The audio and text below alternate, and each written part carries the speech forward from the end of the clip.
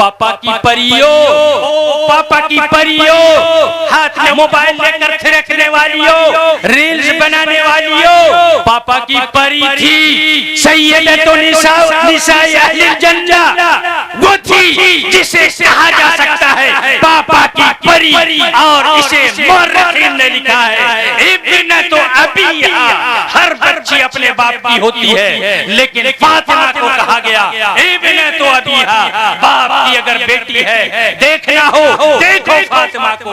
हम आज के दौर में हमारी हालत जो भी हो, हमें एक नेक औरत चाहिए, नेक बीवी चाहिए।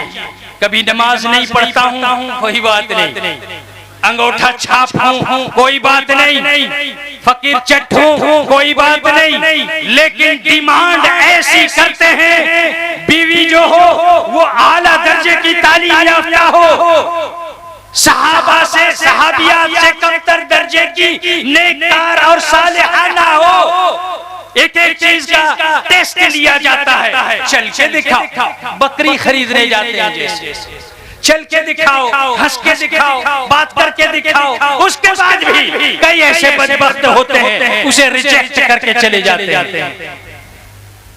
नहीं, नेक बीवी तो नहीं मिलेगी, एक बदकिरदार इंसान को, बेनमाजी को नमाजी बीवी नहीं मिलेगी। अल्लाह तबारक व तआला ने अपने नबी सल्लल्लाहु अलैहि वसल्लम को कई मरहले पर कुरान में याद फरमाया और खिताब करते हुए या अय्युहन नबी कहकर पुकारा कि ए नबी ऐसा कीजिए, ए नबी ऐसा कह दीजिए, ए नबी अपने घर वालों को ऐसा हुक्म दीजिए। इस तरह के अहकाम अल्लाह तबारक व तआला कुरान में बयान करता है। उन्हीं में से सूरह अहज़ाब की कई आयतें शामिल हैं। एक आयत में अल्लाह ताला ने फरमाया ए नबी अपनी बीवियों से कह दीजिए कि ए नबी की बीवियों तुम आम औरतों की तरह से नहीं हो। दुनिया में बहुत सी औरतें हैं, तुम उन औरतों की तरह से नहीं हो, तुम्हारा मकाम व मर्तबा कुछ और है। तुम मुसलमानों के लिए माँ कही जाने वाली हो, उम्मुल मोमिनीन। तुम उम्मती में से किसी से निकाह नहीं कर सकती नबी के इंतकाल के बाद, या नबी के तलाक देने के बाद तुम्हारा निकाह किसी से नहीं हो सकता, क्योंकि पूरी उम्मत तुम्हारे बेटे हैं, तुम्हारा दर्जा माँ का दर्जा है। लेकिन माँ बेटे से पर्दा नहीं करती। अल्लाह तबारक व तआला ने नबी की बीवियों से कहा कि ऐ नबी अपनी बीवियों से, अपनी बेटियों से और मुसलमानों की औरतों से, बीवियों से कह दीजिए युदनीना अलैहिन्ना मिन जलाबीबिहिन, वो अपना कपड़ा चेहरे पर लटका ले, अपना दुपट्टा चेहरे पर लटका ले। ज़ालिका अदना अन युअरफना, करीब है कि इसकी वजह से वो पहचान लिए जाएं और उन्हें अजियत ना पहुंचाया जाए। औरतें मुख्तलिफ होती हैं, कुछ ओपन माइंड होती है जो हमेशा ओपन रहती है, हर एक के लिए इंजॉयमेंट के लिए वो बिल्कुल तैयार होती है। उसकी कुछ अलामतें होती हैं, कुछ देखकर उसे पहचाना जाता है। उस जमाने में भी ऐसा हुआ करता था। चुनांचे एक हदीस में अल्लाह हजरत आयशा रज़ी अल्लाह ताला अन्हा ने फरमाया, मर्द और औरत के रिलेशन 7 किस्म से हुआ करते थे। नबी सल्लल्लाहु अलैहि वसल्लम के जमाने में अल्लाह तबारक व तआला ने हजरत आयशा रज़ी अल्लाह ताला अन्हा ने फरमाया, मर्द और औरत जबली तौर पर एक दूसरे के लिए कशिश रखते हैं। मर्द औरत की तरफ खींचता है और औरत मर्द की तरफ जज्ब होती है। ये कशिश और झुकाव, मैलान और रुझान अल्लाह की तरफ से जबली तौर पर है। जब से दुनिया बनी है, आदम को जन्नत में सुकून नहीं मिला। जब आदम को अल्लाह ने पैदा किया जन्नत में, उस वक्त उन्हें सुकून नहीं मिला जब तक उनकी जोड़ी को अल्लाह ने नहीं बनाया। और उनकी पसली से अल्लाह तबारक व तआला ने जब माँ हव्वा अलैहिस्सलाम को पैदा किया, अब उनकी खुशी और मसरत और सआदत ये मुकम्मल हो गई जन्नत में, कोई कमी बाकी ना रही। ज़माना जाहिलियत में जो मर्द और औरत का रिलेशन होता था वो 7 किस्म के से हुआ करता था। उनमें से कुछ का जिक्र मैं आपसे करना चाहूंगा। नंबर 1, वो जो अपने घरों के दरवाजे पर बोर्ड लटकाया करती थी कि मेरी फीस इतनी है।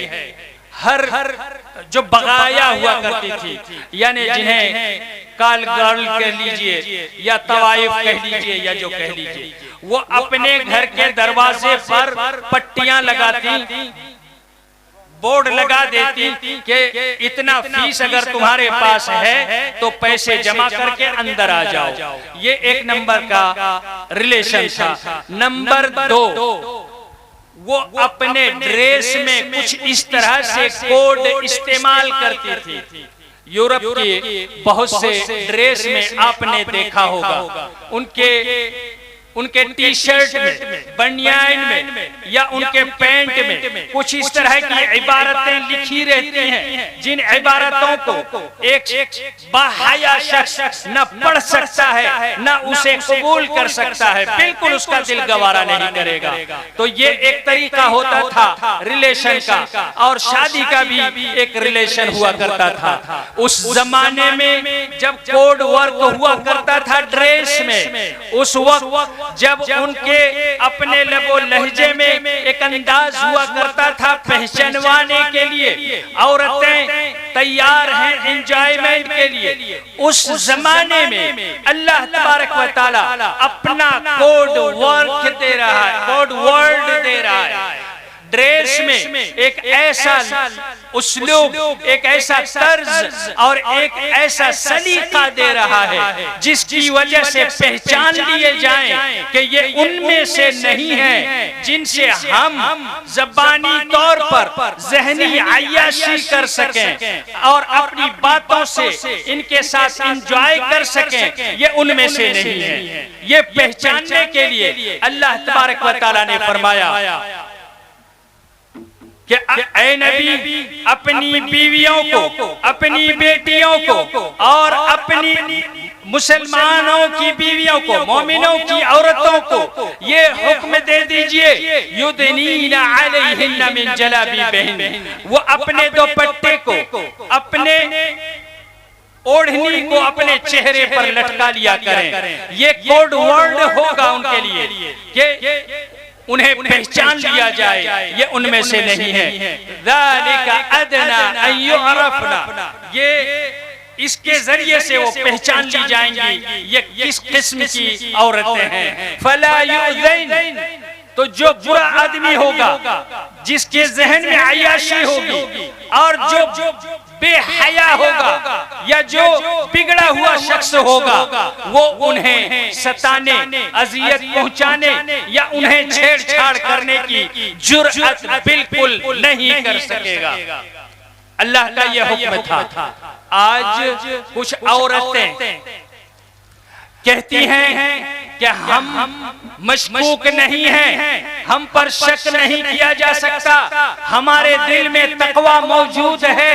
असल जो पर्दा है वो निगाहों का पर्दा है, असल पर्दा दिल का पर्दा है। गलत है, गलत है, क्योंकि कोड वर्ड लिबास में जो अल्लाह तबारक व तआला ने दिया है उसी के अंदर तहफ्फुज है। और नबी की औरतों पर कोई शक नहीं था, नबी की बेटियों पर कोई शक नहीं था कि वो गलती करेंगी, लेकिन अल्लाह ने पहला हुक्म उन्हें ही दिया कि अपने चेहरों को ढांक लो। एक औरत डिबेट के दौरान चैनल में एक आलिम से पूछती है कि आप ये बताइए, अल्लाह ताला ने क्या मुझे ये हुक्म दिया है कि मैं अपना चेहरा ढांकूं? अगर चेहरा ढांकने का हुक्म होता तो अल्लाह ताला हमें खुले अंदाज में इसका हुक्म देता, जबकि ऐसा हमें कुरान में नहीं मिलता। आलिम ने उनसे कहा और बड़ी प्यारी बात कही, उन्होंने कहा नहीं, किसने कहा आपको अल्लाह ने पर्दा का हुक्म दिया? आप चेहरे को ढांको, ये मैं नहीं जानता कि आपको अल्लाह ने हुक्म दिया या नहीं। पर्दा तो अल्लाह ने सिर्फ 3 किस्म की औरतों को हुक्म दिया है। सिर्फ 3 किस्म की औरतें हैं जिनको अल्लाह ने हुक्म दिया कि वो पर्दा करें, बाकी औरतें कुछ भी करें। वो 3 कौन है? या अय्युहन नबी कुल लिअज़वाजिका, ए नबी अपनी बीवियों से कह दो। पहला हुक्म पर्दे का नबी की बीवियों के लिए है। क्या तुम नबी की बीवी हो? नहीं हो। वो बनातिका, और ए नबी अपनी बेटियों से भी कह दो वो भी पर्दा करें। क्या तुम नबी की बेटी हो सकती हो?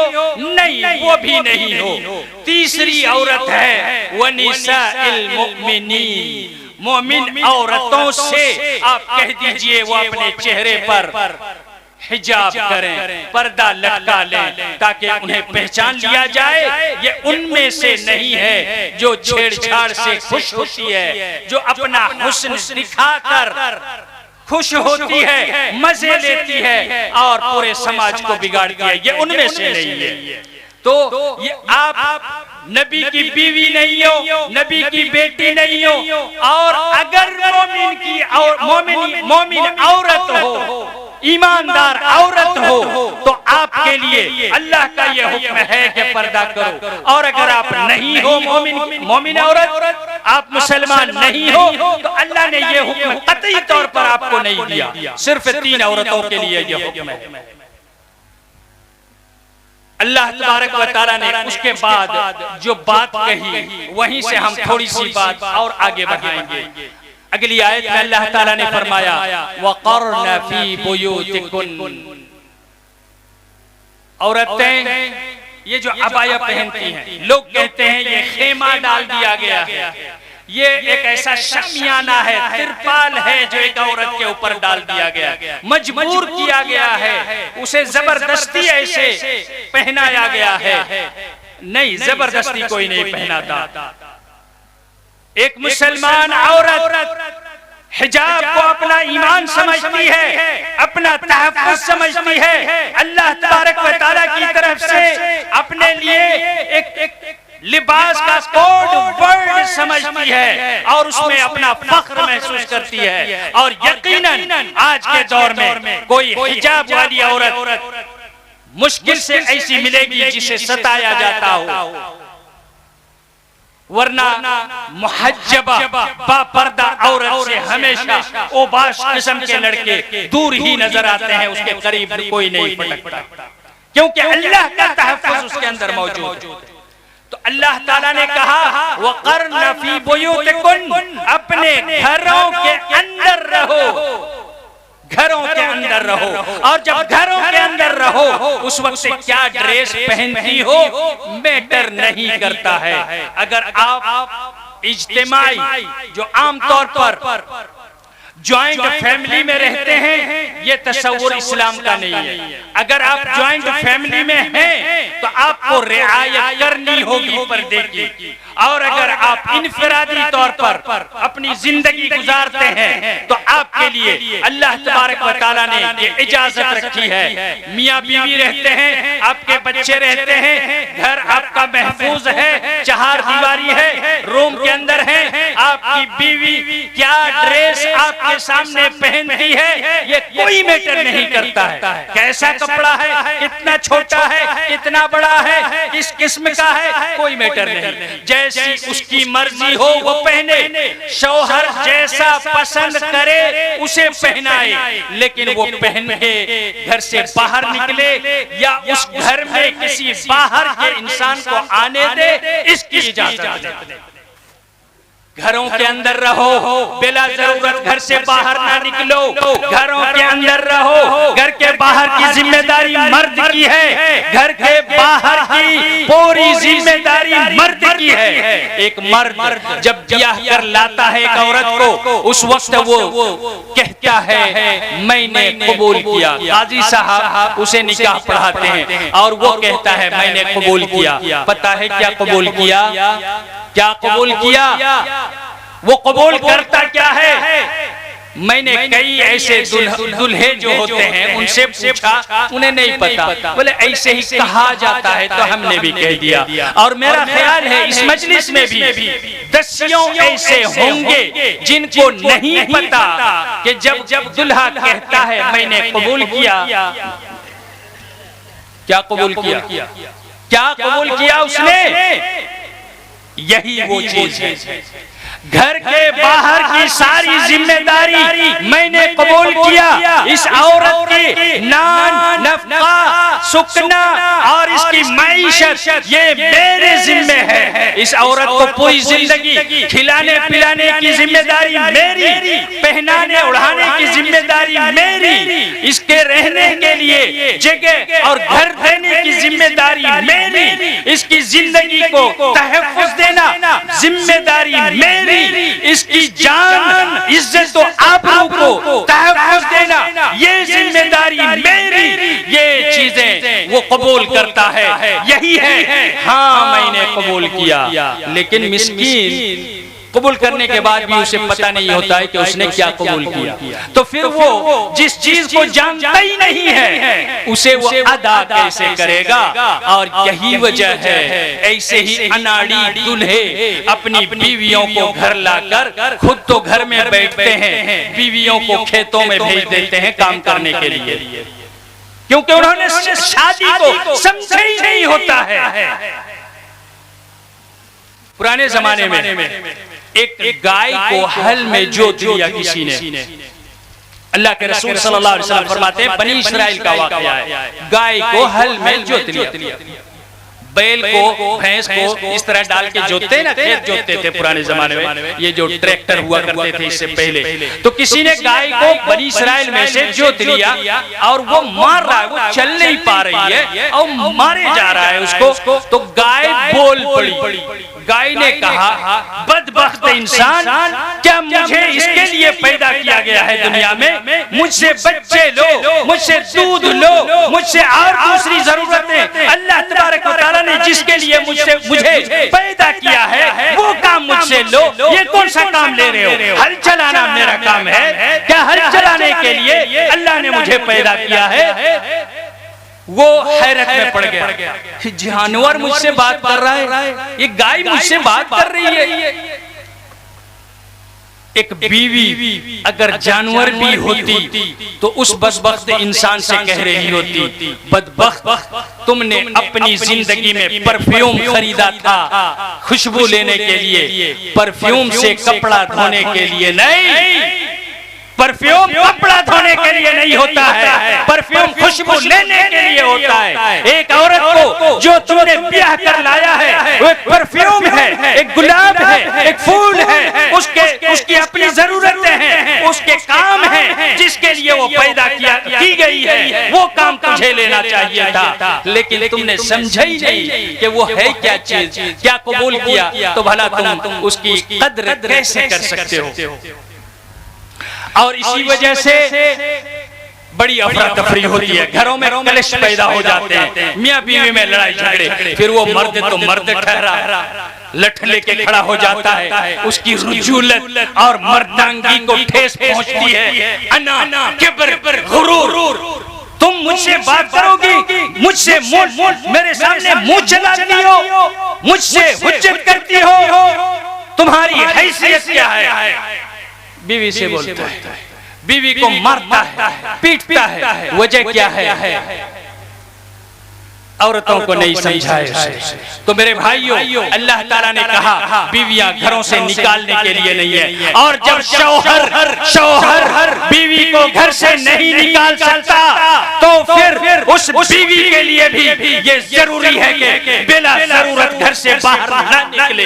अल्लाह तबारक व तआला ने कह रखा है वक़र्रना फी बुयूतिकुन्ना, लाजिम पकड़ो अपने घरों को, बिला जरूरत घर से बाहर ना निकलो। छोटे छोटे बहाने लेके ये चीज लेनी है दुकान जा रही हूँ, ये चीज खरीदनी है मार्केट जा रही हूँ, घर में कोई नहीं है, सब्जी के लेने के लिए तो मुझे सब्जी मार्केट जाना ही है, कपड़े लेने हैं, ईद का मौसम है, कपड़े पसंद करने के लिए तो जाना ही है। छोटे छोटे बहाने करके जो तुम घरों से बाहर निकलती हो, खबरदार घरों से बाहर ना निकलो। वक़र्रना फी बुयूतिकुन्ना, अपने घरों को लाजिम पकड़ो। यहाँ एक और अफरा तफरी आ गई है।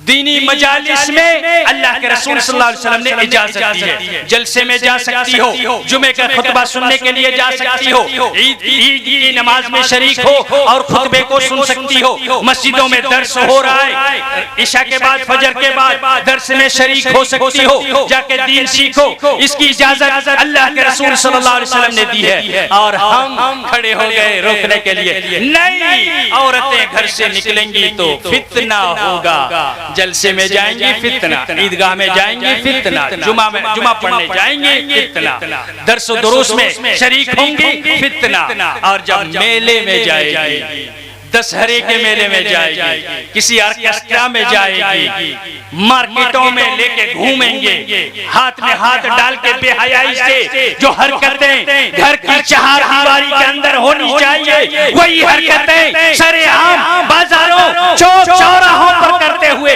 हमें शर्म नहीं आती। उस वक्त फितना कहाँ जाता है?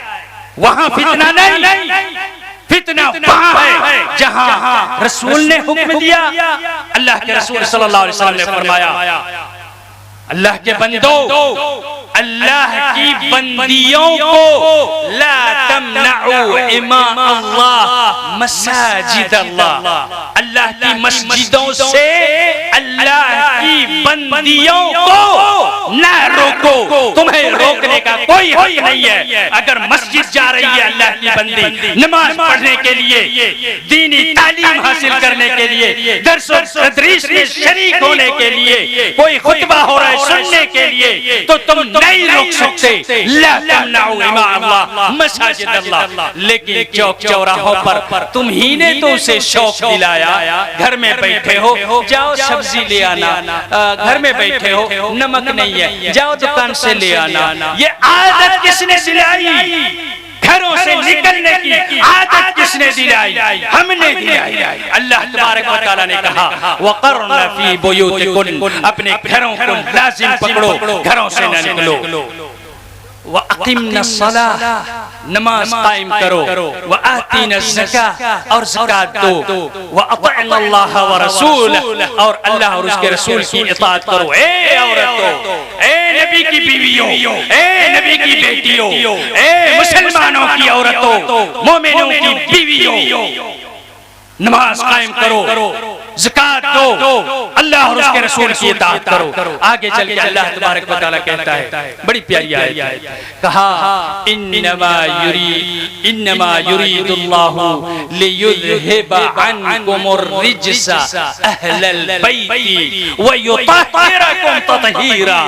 ए नबी की घरवालियों, ए नबी की बेटियों, ए मोमिनों की औरतों, ये मत समझना अल्लाह तुम पर शक कर रहा है इसलिए चेहरा ढांकने कह रहा है। अल्लाह चाहता है तुम्हारे अंदर से गंदगियां खत्म हो जाए, गंदी नजर जो तुम पर पड़ेगी, गंदी नजर, ओबाश लड़के, बेहया और बदतमीज किस्म के लोग जो छेड़छाड़ करते हैं रास्ते में चलते हुए, वो ज़बान, वो आवाज तुम्हारे कानों पर पड़ेगी।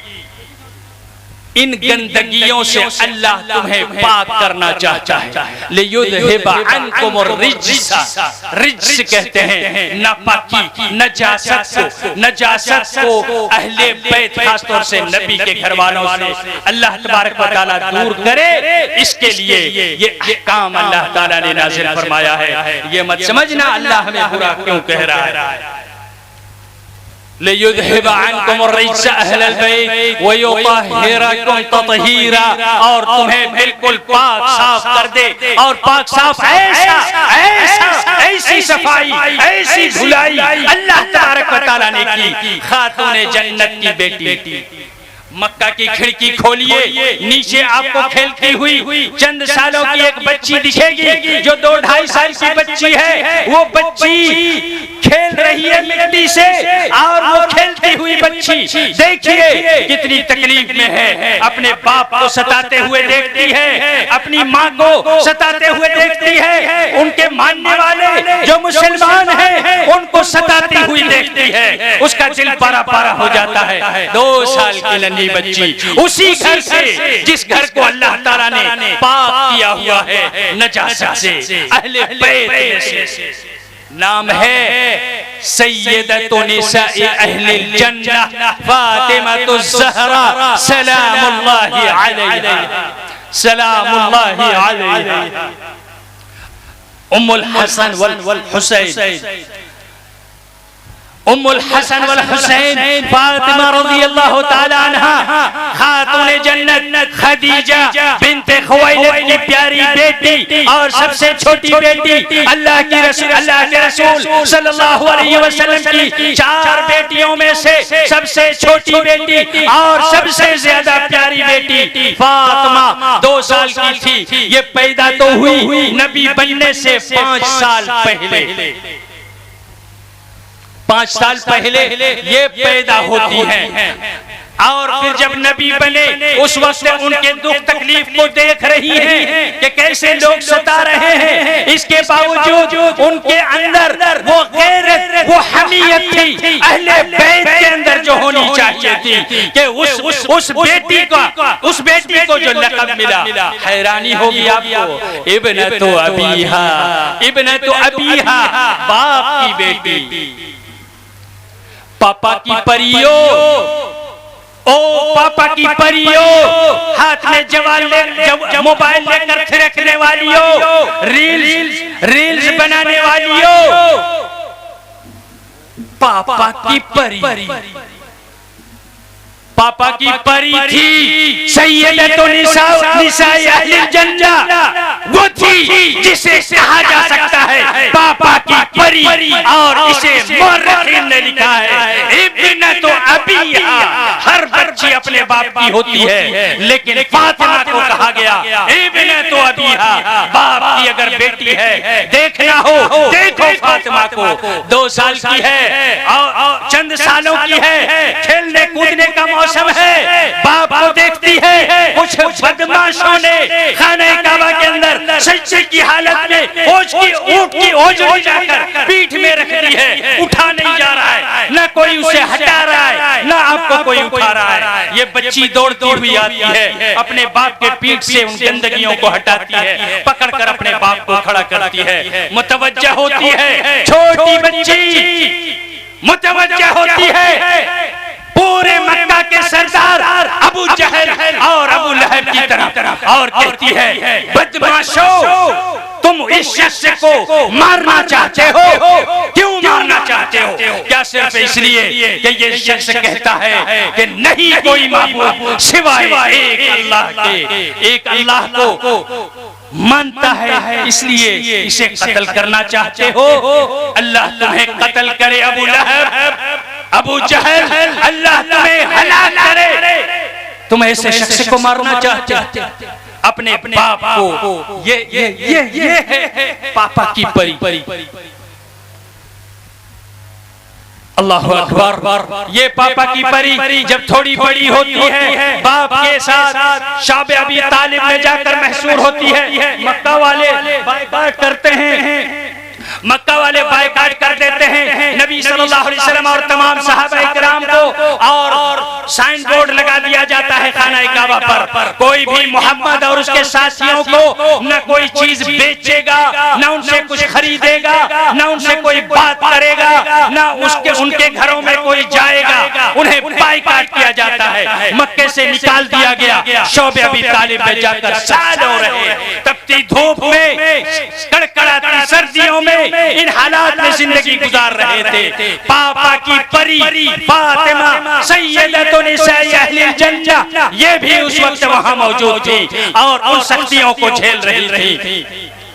हिजरत का वक्त आता है जब कुफारे मक्का दरपे हुए कत्ल करने के नबी सल्लल्लाहु अलैहि वसल्लम, उस वक्त अल्लाह के रसूल सल्लल्लाहु अलैहि वसल्लम हिजरत करके मदीना चले आते हैं। मदीना हिजरत करने के बाद सन 2 हिजरी में गज़वे बदर के बाद अल्लाह के रसूल सल्लल्लाहु अलैहि वसल्लम ने अपनी बेटी को ब्याहना चाहा। इसका निकाह तो कराना पड़ेगा।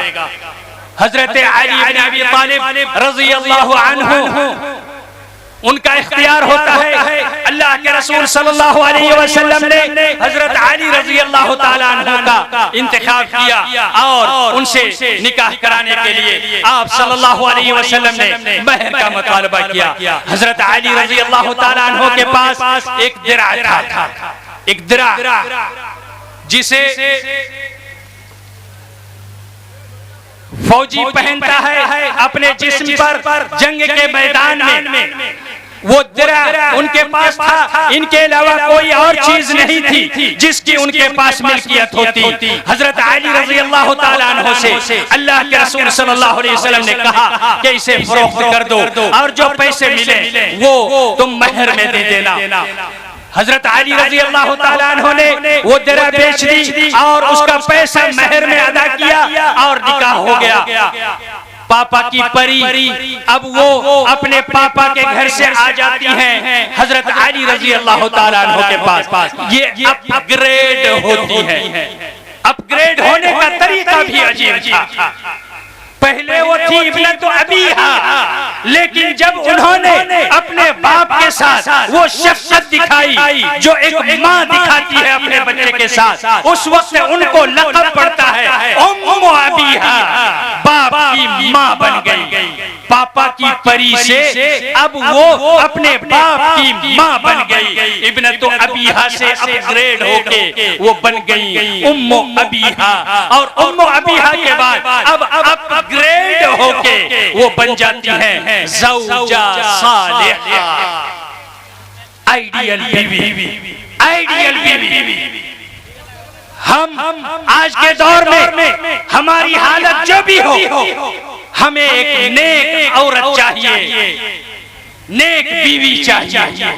कभी नमाज नहीं पढ़ता हूँ, कोई बात नहीं, अंगूठा छाप हूँ, कोई बात नहीं, फकीर चट हूँ, कोई बात नहीं, लेकिन डिमांड ऐसी करते हैं बीवी जो हो वो आला दर्जे की तालीम याफ्ता हो, सहाबा से सहाबियात से कमतर दर्जे की नेककार और सालिहाना हो। एक एक चीज का टेस्ट लिया जाता है। चल के दिखाओ, बकरी खरीदने जाते हैं जैसे, चल के दिखाओ, हंस के दिखाओ, बात करके दिखाओ, उसके बाद भी कई ऐसे बदबख्त होते हैं उसे रिजेक्ट करके चले जाते हैं। नहीं, नेक बीवी तो नहीं मिलेगी। एक बदकिरदार इंसान को, बेनमाजी को नमाजी बीवी नहीं मिलेगी। शराबी को गैर शराबी बीवी नहीं मिलेगी। एक जानी को पाक साफ औरत नहीं मिलेगी। अज़्ज़ानियतु लिज़्ज़ानी, अगर तुमने गलती की है पाक औरत तुम्हें नहीं मिलेगी। कैसे मिल सकती है? अगर तुमने पहले ही खियाना ज़ौजिया कर रखा है तो तुम्हारी जो लाइफ पार्टनर होगी उसने भी यही हरकत कर रखी होगी और तुम्हें नहीं मिल सकती है। इफ़्फ़त व इस्मत की परी, बाप की बेटी, बाप की माँ, सैयदतुन निसाई अहलिल जन्नह, एक नेक बीवी, बैतुन नबुव्वा से तरबियत हासिल करके पाकबाज बनकर अपने शौहर के घर आ जाती है अली इब्ने तालिब रज़ी अल्लाह तआला अन्हु के पास। तो भला ऐसी बेटी को नेक शौहर क्यों ना मिले? जैसी बीवी होगी वैसे शौहर मिलेगा, जैसा शौहर होगा वैसी बीवी मिलेगी। आज की माँ को शिकायत है बेटी नाफरमान हो गई है। बनी कहां से नाफरमानी सीखा उसने? तुम्हारे गोद से सीखा है। मोबाइल के चक्कर में तुम्हारा खुमार कभी नहीं उतरता। अभी हमारे एक मौलाना साहब तकरीर में शराब की हुर्मत पर बयान कर रहे थे। सबसे बड़ा शराब क्या है पता है? अल्लाह तबारक व तआला ने खम्र कहा है, खम्र हराम है। इन्नमल खम्रु वल मैसिरु वल अंसाब वल अज़लाम रिज्सुम मिन अमल शैतान, शैतान का अमल है खम्र, शराब। और खम्र कहते हैं मा खामरल अक़ल, जो अक्ल पर पर्दा डाल दे, समझ में ना आए क्या कर रहा है। शराब पीने के बाद इंसान समझ नहीं पाता है क्या कर रहा हूं, क्या बोल रहा हूं, कहां हूं। आज का सबसे बड़ा शराब पता है? चलते हुए मोबाइल हाथ में लेके गटर में गिरते हुए लोगों को देखा है। शराबी आजकल कम गिरते हैं गटर में, ये मोबाइल वाले ज्यादा गिरते हैं। एक्सीडेंट ज्यादातर शराबियों का नहीं, मोबाइल वालों का हो रहा है। मोबाइल से बड़ा मुखद्दिर, मोबाइल से बड़ा खम्र और शराब इस जमाने में कुछ भी नहीं हो सकता। बल्कि ड्रग्स ये तो हर इंसान के हाथों तक दस्तयाब नहीं है, लेकिन ये मोबाइल हर इंसान के हाथों में दस्तयाब है। इसलिए ये ड्रग्स से कहीं ज्यादा खतरनाक बन चुका है। भाई अपने भाई को इसलिए कत्ल कर देता है, वो गेम खेल रहा था, जीतने ही वाला था, उसने मोबाइल हाथ से छीन लिया। इतना गुस्सा आया पत्थर उसके सर पे दे मारा, भाई वही मर गया। माँ ने बेटी से मोबाइल छीन लिया, वो किसी से चैटिंग कर रही थी, बात कर रही थी, और उसे इतना गुस्सा आया कि माँ को किचन से उठाया चाकू और गला रेत दिया, माँ को ज़बह कर दिया। क्या इस तरह के वाक़यात आप नहीं सुनते हो? बेटी ने कहां से सीखा ये खमर की लत, ये शराब की लत बेटे को कहां से आया? माँ ने सिखाया। ये फातिमा की बेटी है, मेरी माँ, मेरी बहन, मेरी बच्ची, मेरी फूफी, मेरी खाला।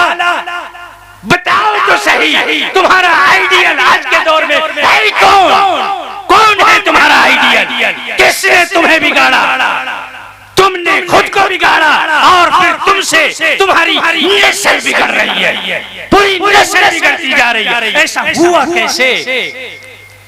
बेटी को थप्पड़ मार रही है, मोबाइल में कितना टाइम देती हो, पढ़ती लिखती ना, नजर मोबाइल पर है, मोबाइल देख रही है, बेटी को इधर से थप्पड़ मार रही है, इलाज कर रही है।